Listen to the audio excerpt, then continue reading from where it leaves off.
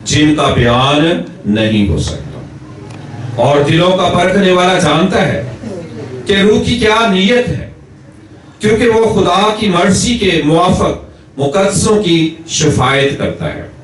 اور ہم کو معلوم ہے کہ سب چیزیں مل کر خدا سے محبت رکھنے والوں کے لیے بھلائی پیدا کرتی ہیں، یعنی ان کے لیے جو خدا کے ارادہ کے موافق بلائے گئے، کیونکہ جن کو اس نے پہلے سے جانا ان کو پہلے سے مقرر بھی کیا کہ اس کے بیٹے کے ہم شکل ہوں، تاکہ وہ بہت سے بھائیوں میں پلوچا ٹھہرے۔ اور جن کو اس نے پہلے سے مقرر کیا ان کو بلایا بھی، اور جن کو بلایا ان کو راست باز بھی ٹھہرایا، اور جن کو راست باز ٹھہرایا ان کو جلال بھی بخشا۔ سب کہیں آمین آمین آمین۔ عزیزو، آج ہم سیکھ رہے ہیں کہ مقدسوں کے لیے شفاعت کیوں ضروری ہے، اس کی وجہ کیا ہے۔ سب سے پہلے ہم سیکھیں کہ مقدس کون لوگ ہیں، سینٹس کون ہیں۔ ہر وہ شخص جو یسوع پر ایمان لاتا ہے کہ وہ مجسم ہو کر آیا ہے اور اس نے جسم اختیار کیا ہے، اور اس نے اس بدن میں، اس جسم میں ہمارا فدیہ دیا ہے، وہ ہمارے گناہوں کے لیے مر گیا ہے، دفن ہوا ہے، تیسرے دن مردوں میں سے جی اٹھا ہے۔ آمین۔ اور وہ کبریا کی دائیں طرف بیٹھا ہے، ہماری شفاعت کر رہا ہے، اور وہ بہت جلد دوسری آمد میں آنے والا ہے۔ وہ شخص مقدس ٹھہر جاتا ہے، وہ مقدس ہے کیونکہ وہ یسوع کے لہو سے دھل جاتا ہے، یسوع کے پلان کا حصہ بن جاتا ہے، اس کے خاندان کا حصہ بن جاتا ہے، تو وہ مقدس کہلاتا ہے، وہ ایماندار کہلاتا ہے، وہ سینٹ کہلاتا ہے۔ اور جب وہ سینٹ ہے، جب وہ مقدس ہے، تو پھر اس کو شفاعت کی کیوں ضرورت ہے؟ جب وہ مقدس ہے تو اسے شفاعت کی کیوں ضرورت ہے؟ کلام مقدس میں دیکھیں، غور سے سنیں۔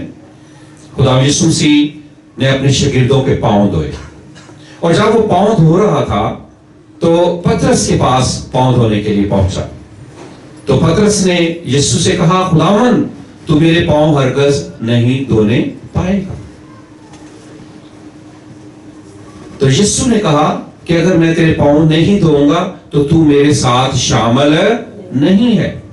تو پترس نے کیا کہا؟ پترس نے کہا پھر تو مجھے نہلائی دے تاکہ میں پورے طور پر تیرے ساتھ شامل ہو جاؤں۔ آمین۔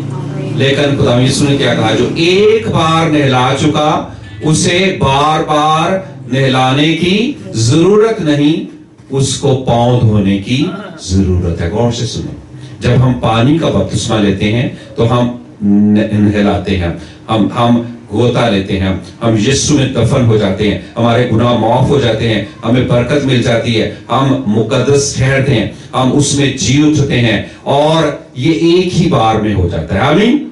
لیکن غور سے سنیں، لیکن زمین پر ہوتے ہوئے ہم کمزور ہیں۔ یہ زمین جو ہے، یہ میں آپ کو بتاؤں، گناہ آلودہ ہے۔ ابھی شیطان یہاں رہتا ہے، ابھی شیطان کے لوگ یہاں رہتے ہیں، ابھی شیطان کے لوگوں کی وجہ سے پرفیکشن نہیں ہے، سسٹم خراب ہے، نظام خراب ہے، اور اس نظام کی خرابی کی وجہ سے ہم اس نظام کی وجہ سے آلودہ ہو جاتے ہیں۔ مثلا ہم نے اگر اس چرچ کا میٹر لگوانا ہے تو گورنمنٹ کی فیس جو ہے وہ اگر 5,000 ہے تو 5,000 دے کر دیکھیں، میٹر نہیں لگے گا، میٹر نہیں لگے گا۔ کیا ہوگا؟ لگانے والا بھی کہے گا ہمیں کچھ مزدوری دو، حالانکہ وہ تنخواہ لیتا ہے۔ جو فائل بنانے والا ہے اس کی قیمت اگر 1,000 روپے ہے، وہ کہے گا ہمیں 2,000 روپے دے۔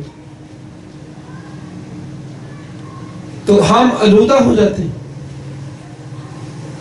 اس لیے چرچ میں آ کر ہم مجبور ہو جاتے ہیں، اور ہم دیتے ہیں۔ تو پھر کیا ہے؟ پھر ہمیں اپنے آپ کو پاک کرنا ہے، پاؤں دھونے ہیں، شفاعت کرنی ہے، یہ سسٹم میں رہنے کے لیے ملک میں رہنے کے لیے. اس نظام کو ہم ایک دم سے بریک کر کے یہ نہیں کہہ سکتے کہ ہم اب مرنے کے لیے جا رہے ہیں, ہمیں تو یہ سسٹم ہی پسند نہیں. یا ہم جہاں جاب کر رہے ہیں, اگر کلرک ہم سے کوئی کام نکلواتا ہے, حالانکہ وہ تنخواہ بھی لیتا ہے, وہ ہمیں کہے کہ 5,000 روپے ہمیں دے دو, تو ہم کہے نہیں جی ہم نے بس ہمارا کام نہ بھی ہو تو ہم نے نہیں دینا.